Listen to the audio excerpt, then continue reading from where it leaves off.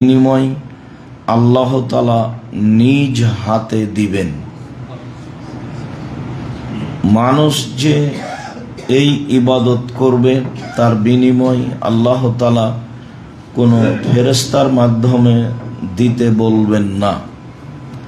আমরা দাওয়াত সেন্টারে জুমার খুতবায় এসে বিভিন্ন দিনে যেভাবে অবগত হয়েছি তাতে আমরা জেনেছি ইবাদতের জগতে সবচেয়ে বিরল, ভিন্নধর, ব্যতিক্রম, আপোষহীন ইবাদত হলো সালাত, যা মানুষের সাথে আপোষ করে না, অন্য ইবাদত করে।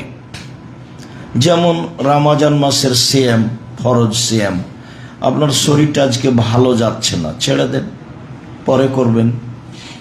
এই যে ফরজ বিধান তবু আপোষ করলো।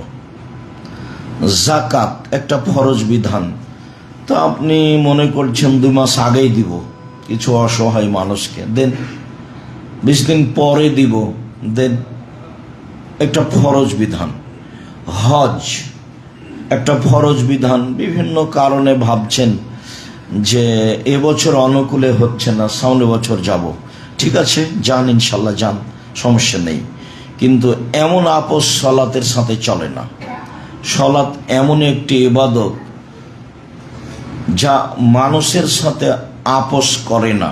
মানুষ পানিতে আছে, না স্থলে আছে, না আকাশে আছে, না কাপড় পরে আছে, না নগ্ন অবস্থায় আছে, না পবিত্র আছে, না অপবিত্র আছে, না অসুখ না বিসুখ, না ভালো, কোনো আপোষ করে না।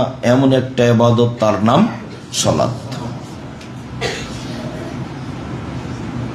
সালাত একটি ব্যতিক্রম ইবাদত, এ কথা আমরা জানি, কিন্তু বিনিময়ে আল্লাহ তাআলা দেবেন না, ফেরেশতা দিয়েই দিবেন।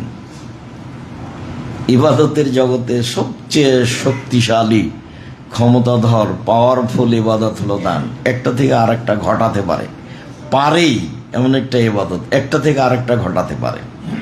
মানুষের বালা মুসিবত বিপদ দূর করে দিতে পারে, মানুষের কবরের শাস্তি বন্ধ করে দিতে পারে, কবরে চলে যাওয়া মানুষের পাপ মিটিয়ে দিতে পারে, মানুষের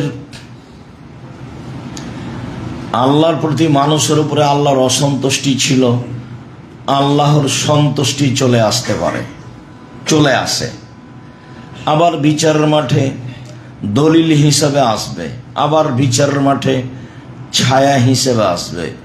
কোনো ইবাদত দলিল হিসাবে আসবে না আপনার।